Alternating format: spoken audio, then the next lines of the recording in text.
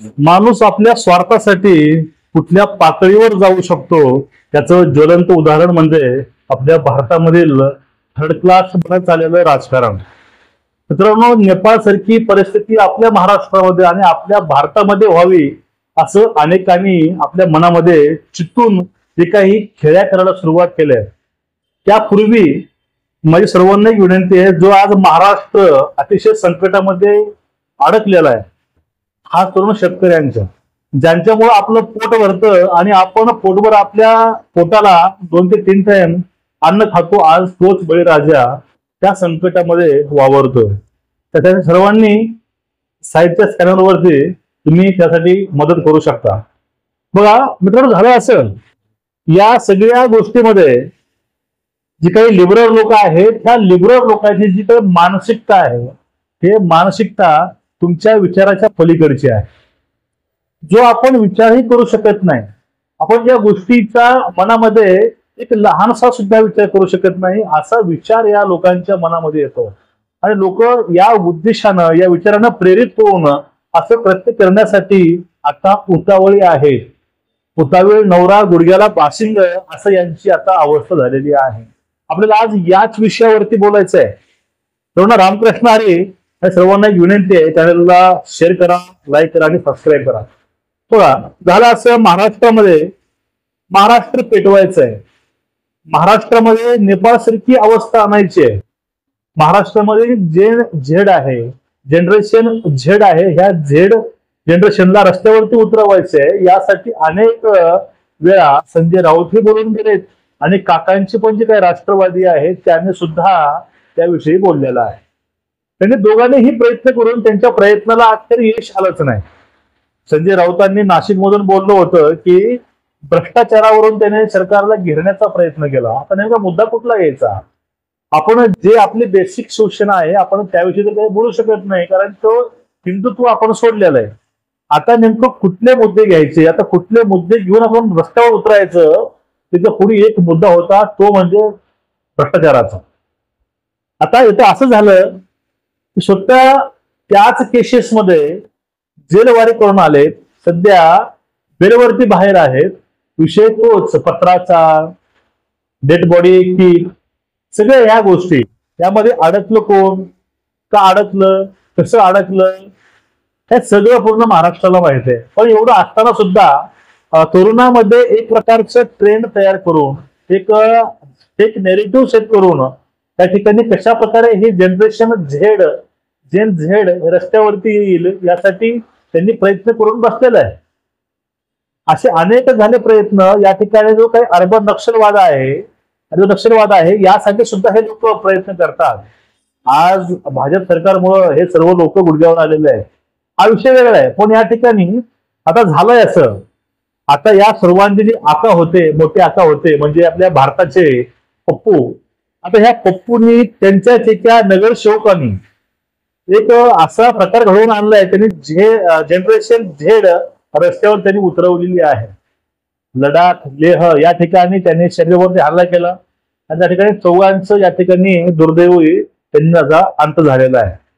आता अशा प्रकारे हे जनरेशन झेड अजून जास्त पर्यंत कसं पेटवता येईल याकरता यांनी हवा घालायचा प्रयत्न केलाच. पण या ठिकाणी लोकांना आता स्टार्टअप पाहिजे, आता तरुणाला काम पाहिजे. तरुणाला समजतंय की आपल्या डोक्यामध्ये फालतूची हवा नेमकं कोण भरत आहे. थोडं सांगा घरी मित्रांनो, तर लहानशी तुम्हाला गोष्ट सांगतो मी.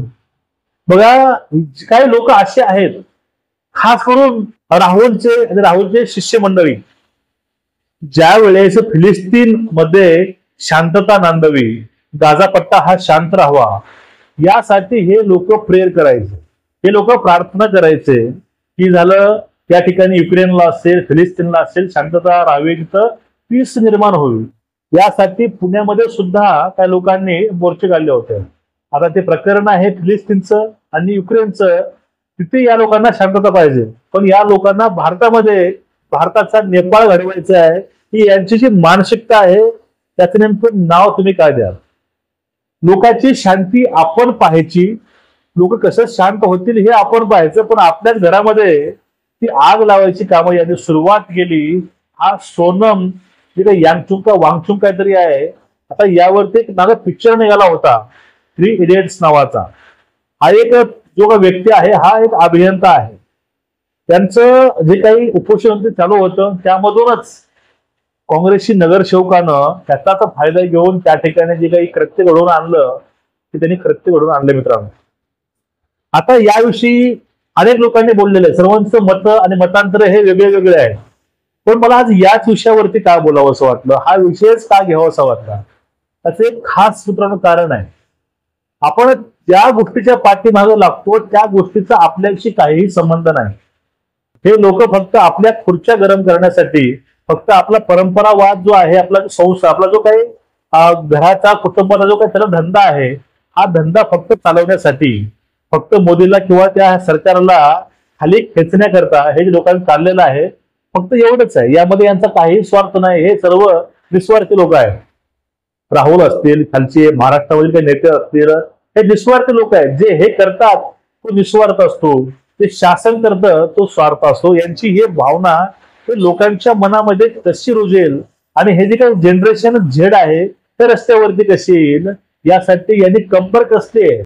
हे कंबर कसून कसून शेवटी त्यांनी मार्ग हा निवडला मित्रांनो. पण यामध्ये आता तरुणांना कळतंय की आपल्यासाठी महत्वाचं काय आहे, चुकीचं काय आहे. नेमकं पोटाला हे कुठलं आंदोलन, पोटाची आग भागू शकत नाही. त्याकरता आपल्याला अन्न खावं लागतं आणि ते अन्न शेतीमधून भेटतं आणि तो एक शेतकरी आपली अन्नाची गरज भागवतो हे लोकांनाही माहित आहे. पण हे लोक आता ह्या शेतकऱ्यामध्ये संकट आलंय त्यापासून सरकारला घेरतात. तिकडनं सरकारला घेरायचं आणि तिकडनं जनरेशन झेड चालवायचं, ही कूटनीती भारत आणि महाराष्ट्र तिथपर्यंत झेलणार आहे. आणि जर असंच होत राहिलं तर फक्त लोकांनी दंगेच करायचे का, लोकांनी फक्त मोर्चे करायचे का, आंदोलन, मोर्चे, दंगे यामध्येच आपलं आयुष्य घालवायचं का, त्यामुळे त्यांचा फायदा कोणाचा होतो. आता यांचं फक्त एकच दुःख आहे, ते दुःख म्हणजे यांच्याकडे सत्ता नाही. त्यांना सत्ता पाहिजे, सत्ता आपल्या घरातली जागीर आहे असं यांना वाटतं. फक्त कायदा, संविधान, या सगळ्या गोष्टी, ही लोकशाही, या सगळ्या गोष्टी फक्त लोकांसाठी आहेत, ते आपल्यासाठी नाहीत असा यांचा समज आहे.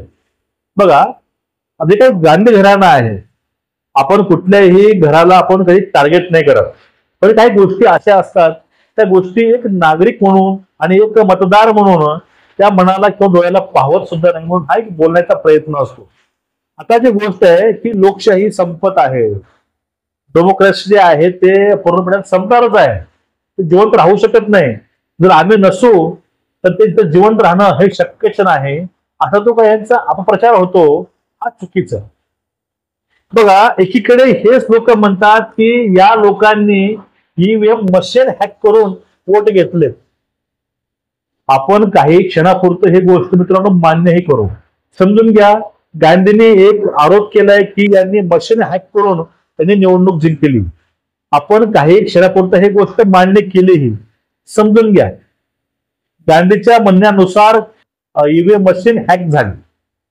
मग ईव्हीएम मशीन जर हॅक होत असेल तर मग वोट चोरीचा मुद्दा पुढे कसा आला. सिंपल गोष्ट आहे. तुम्ही एक आरोप करताय की मशीन हॅक झाली, तुम्ही जर हा जे नेरेटिव्ह आहे हे पूर्णपणे फोल ठरतं, तुम्हाला ईसीआय झापतं, त्यावेळेस तुम्ही पळून बाहेर जाता, परत एक नवीन मुद्दा आणता, त्यावरती बोलता. तुमचं खरं काय आहे, तुमचं हे लबाड जी गोष्ट आहे हे लोकांपर्यंत पोहोचलेलं आहे. तुम्ही किती खरं बोलताय, तुम्ही किती लोकांना फसवताय हे सुद्धा लोकांपर्यंत पोहोचलेलं आहे. आता लोकांना सर्व समजतंय की आपल्यासाठी नेमके निर्णय घेते कोण. बघा, आता यांचं सगळ्यात मोठं दुखणं काय आहे, SIR लागू झालं, त्यामध्ये जे काही जे तिथं अनलिगल लोक होते, रोहिंग्या होते, या सर्वांना हाकलून लावलं.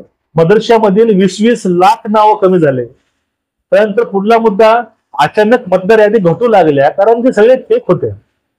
आमच्याकडे पुणे झालं, मुंबई झाली, या ठिकाणी रोहिंग्या आले कुठून, ते इथं वास्तव्यास आले कुठं, आले कसं, त्यांचा रेकॉर्ड सरकारकडे अवेलेबल आतापर्यंतच आहे. त्यामुळे शासनानं जे काही SIR काढलं याचा फायदा हाच आहे की जे काही अनलिगल लोक भारतामध्ये येऊन राहतात या लोकांना इथून हाकलणं सोपं होईल.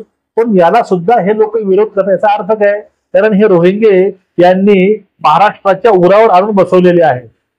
म्हणजे यांचं जे वागणं आहे ते फक्त डबल ढोलकी आणि फक्त देशाच्या विरोधामध्ये हे लोक आपल्या आर्मीवरती प्रश्न विचारतील, हे लोक आपल्या पीएम वरती प्रश्न विचारतील, हे लोक आपल्या देशाविषयी प्रश्न विचारतील, हे लोक रामावरती सुद्धा प्रश्न विचारतात आणि हे लोक शेवटी लोकशाहीवरतीही प्रश्न विचारत आहेत. म्हणजे नेमकं यांना देश घेऊन जायचंय कुठं, नेपाळकडे की युक्रेनकडे, हा एक मोठा प्रश्न पडतो. आता या सगळ्या विषयावरती नेमकं तुमचं मत काय, की आपल्या भारताचा, महाराष्ट्राचा या लोकांना नेपाळ करायचं आहे, तुमचा नेमका सहभाग कुठं असेल, आग विझवण्यामध्ये की आग लावणाऱ्यामध्ये, हे आपणच निवडायचं. पण याविषयी तुमची जी प्रतिक्रिया आहे, तो विचार आहे, पेमेंट करून नक्कीच सांगा. आणि सर्वांना कळकळीची विनंती आहे, जास्तीत जास्त लोकांपर्यंत व्हिडिओ पोहोचवायचा प्रयत्न करा, कारण आपण आपले राष्ट्रवादी विचार जिवंत तरी ठेवू शकतो. पुढे भेटूया परत एका नवीन विषयासोबत आणि एका नवीन व्हिडिओ सोबत. तोपर्यंत सर्वांना रामकृष्ण हरी.